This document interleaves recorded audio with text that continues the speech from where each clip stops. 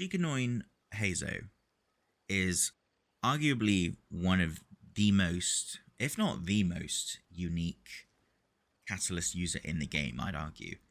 He's the only Catalyst user in the game, as it currently stands, who, instead of throwing orbs of magic and elements, or whatever you want to call it, he just punches stuff with the wind. Now, as we all know, Anemo is one of, possibly, at the very least before Sumeru came out, it was the strongest element.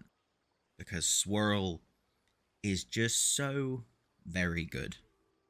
Obviously now we have Dendro, and Dendro has, has Hyper Bloom, and Hyper Bloom is just insane. But Heizou is one of those characters that is so unique. But once I got him to Friendship Rank 10, I was kind of just done with him. And I kind of regretted it because he is so insanely fun with what he does. I've been having a ton of fun playing around with Heizou and some of the sort of team ideas he can fit into. And currently, this is my favorite one. So to put it simply, we've got Heizou, obviously. He's the main DPS, he's the driver. We've got Xiangling, because her Q is amazing, and Xiangling is just such a good character. We have Xiangling's Q, because it also swirls. Now you'll see the theme catching on eventually. We've got Kaeya. Now Kaeya is a character I have put no love into until I decided, you know what, I wanted to try something a little different. Because don't get me wrong, I love Tartaglia, but sometimes you need a break from your favorite team to try something different to keep the game a little bit fresh. So I was like, okay, we'll create a swirl team that involves swirling. So when I say swirling, I mean ults that swirl. Now, who swirls? Xiangling swirls, and Kaeya also swirls. So yeah, we've got Kaeya in here. Kaeya, I'll go over the builds in a minute, if you can even call them builds. And then last but not least, we have our flex. Now, I've currently got Bennett because I've not really tried out the increased DPS options of Elemental Resonance with Fervent Flames. Obviously, his ult is great. Xiangling Snapshots, which is lovely. Don't think Kaeya Snapshots, which is a shame. But, Bennett all around, simple, solid DPS increase if you throw him into the team. Even more so if you've already got a Pyro unit involved. Outside of Bennett, I would probably... I do this all the time. It's so hard not to just put in Yelan or Xingqiu. Like, I hate that I do it for pretty much every build. But they're just... it can't be helped. They are so incredibly strong as units. It's really difficult to find a replacement for them because they're just so incredibly strong. Because the great part is if you don't have Yelan, you can throw in Xingqiu. Xingqiu is fantastic. If you have Xingqiu and you have Yelan, you can throw in Yelan because she's just a slightly better Xingqiu. She's also fantastic. Who else you could use? I don't think you'd get much usage out of Rosaria. Possibly use Fischl. But I have another plan for Fischl, so I'm not touching her build at the minute. Beidou? I've not tried Beidou. I may want to try Beidou. We'll have to try this one. So yeah, my main suggestions are, if you want to flex, Bennett, solid option, or Xingqiu or Yelan. But while Bennett is better for, increasing everyone else's damage numbers, I'm sorry, I just love having Yelan on the team. It's really hard to ignore not having Yelan. So this is probably how I would ideally have the team.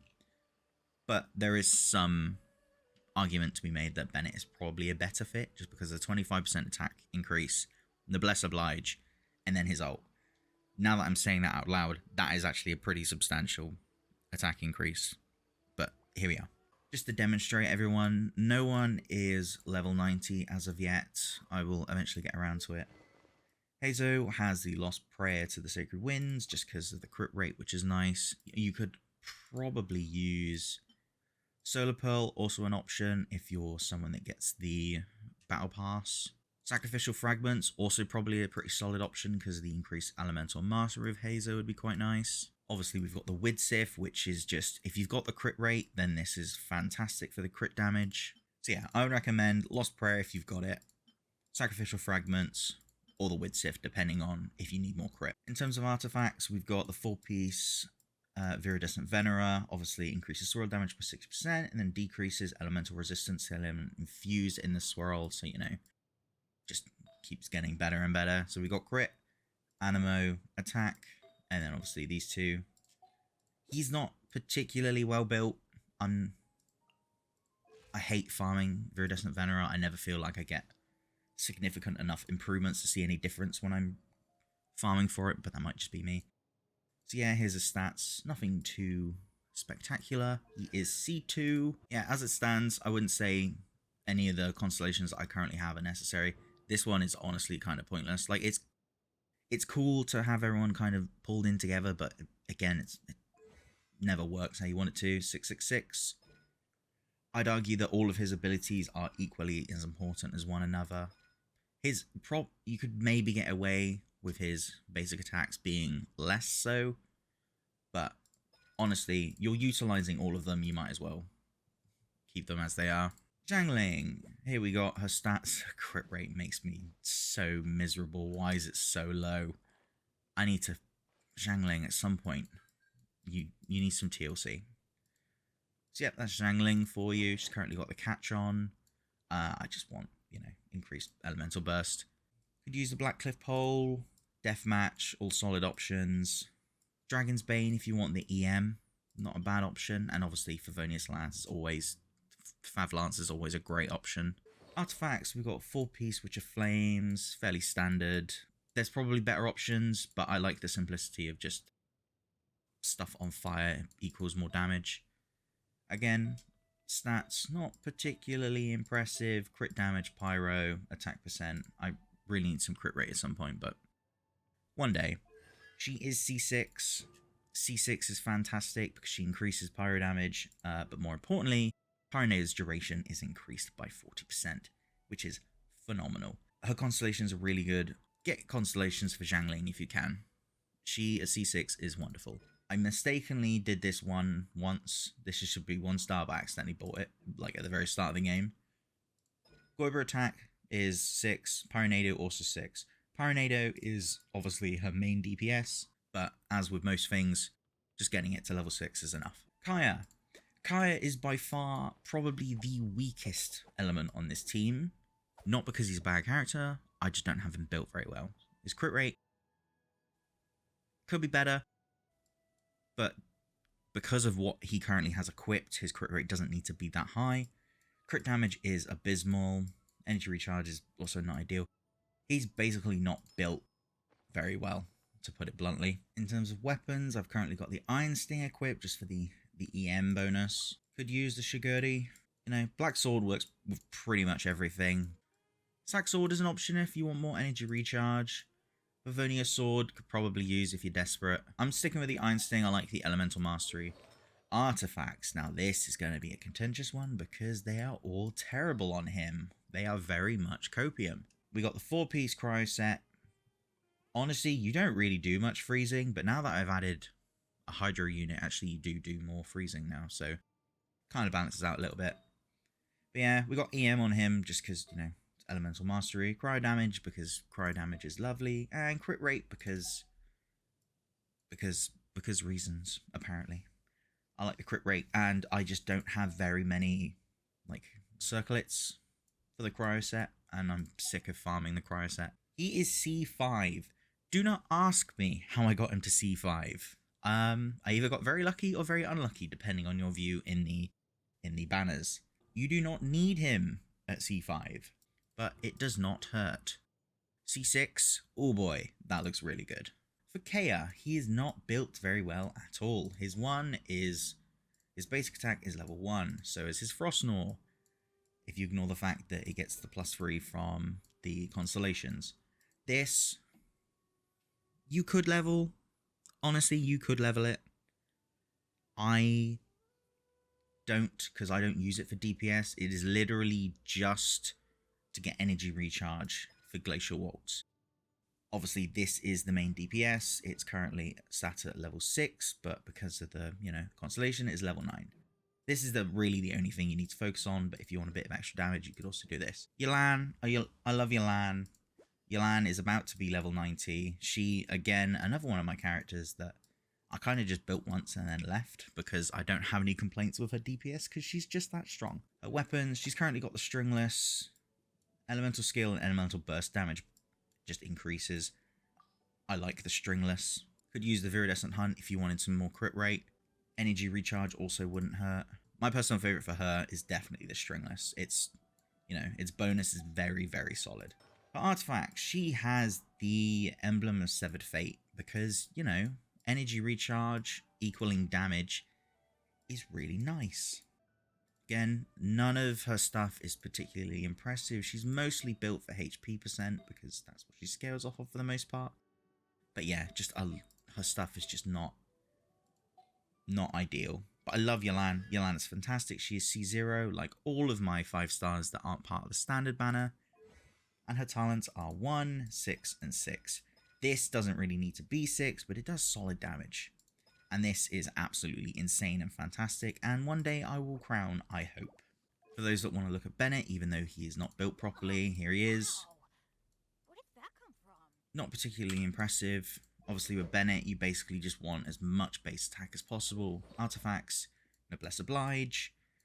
As you can see, he has kind of had all of his artifacts just stolen from him from other characters. They are atrocious. I'm sorry, Bennett. I'm keeping it C5. Could probably C6 him. Could probably make some decent and intriguing builds out of it, which honestly might be a reason for it. But I'm so old when it comes to Genshin that I'm like, well, I can never go back because they don't have a toggle button for skills, which I think would be really fun because it meant that you could, you know, do challenges and stuff and you'd be like, oh, what's this character like at C0? Because I never really got the chance to play it, but Genshin will do what Genshin does. His basic attack is level 1, basic attack is pointless. His secondary, his elemental skill, again, doesn't really need to be leveled. The ult is the main thing. So yeah, my Bennett, not properly built. That's the team. Let's beat something up. I won't lie to you, I was about to go and fight another boss, and then I remembered. We have the samurai. I always forget about the samurai. Right, everyone ults are ready, so let's just ult with everybody. And then we just punch him a bunch. You ult when you're ready, E when that's full. And then, yeah, you just swirl, and loads of damage numbers show up. So yeah, that's the team in a brief nutshell. It is just a ton of reactions that all swirl and do a bunch of stuff. And it's just incredibly fun and satisfying. It doesn't take much effort to build. You start the game with Kaeya. Xiangling is one of those characters that I do not remember if they give you near the start of the game or not anymore.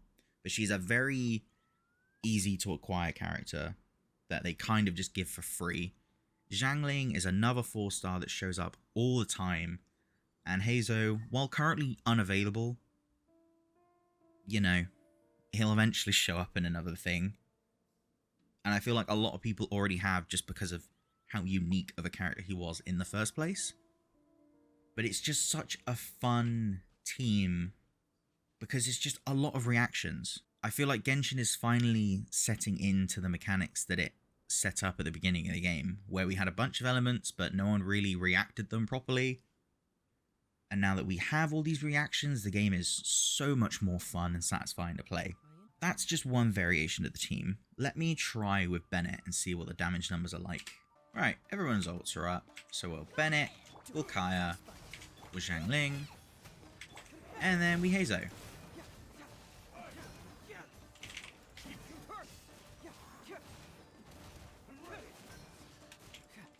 So we didn't crit, which kind of sucks. But we did about 6k, 5k.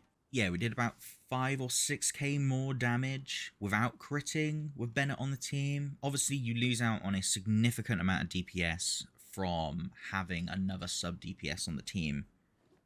But with Bennett supporting, obviously, he does some great stuff. Now again, you can use Xiangling instead of Yelan. Definitely recommend either Yelan, Xingqiu, or Benny Boy down here. I'm going to stick with Yelan Let's go get because ourselves some answers. loads of damage numbers are very fun and satisfying to look at.